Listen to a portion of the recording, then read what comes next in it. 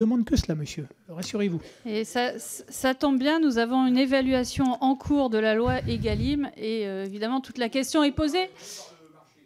Non, mais, mais donc là quand même on rejoint une question de la demande de marché soutenue par les pouvoirs publics, en l'occurrence dans les cantines par le biais de la loi Egalim qui n'est pas respectée entièrement aujourd'hui dans les cantines françaises. Voilà, mais on ne va pas revenir dans le débat.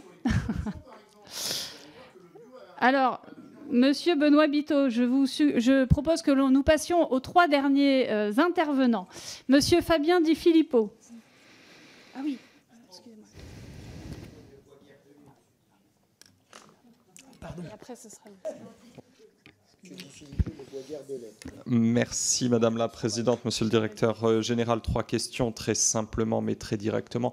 La première, quel a été le rôle de l'évolution du prix et du contexte dans lequel s'est fait cette augmentation du prix l'an dernier dans votre décision de vous mettre un peu en retrait sur ce marché de la collecte française?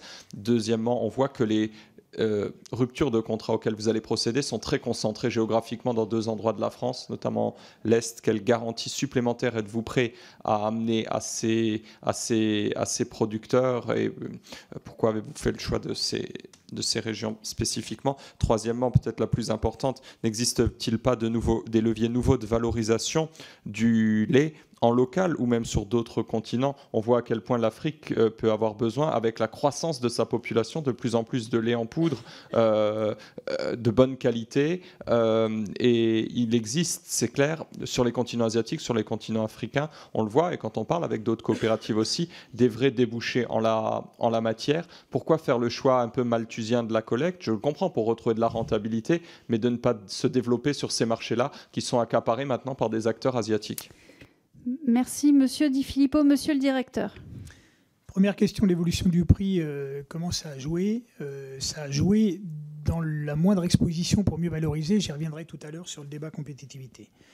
Deuxième sujet, sur concentrer. Oui, effectivement, baisse de collecte concentrée sur 2 régions. Pourquoi ces 2 régions, notamment Sud-Loire et l'Est?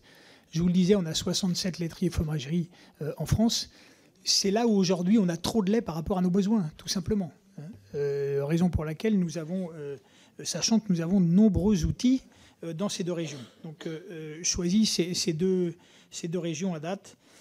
Dernière question, il y a d'autres leviers de nouvelle valorisation, mais monsieur, ça c'est notre travail de tous les jours. On ne fait que ça, et vous parliez mais on exporte déjà de la poudre en Afrique, on exporte encore une fois, on vend dans 200 pays.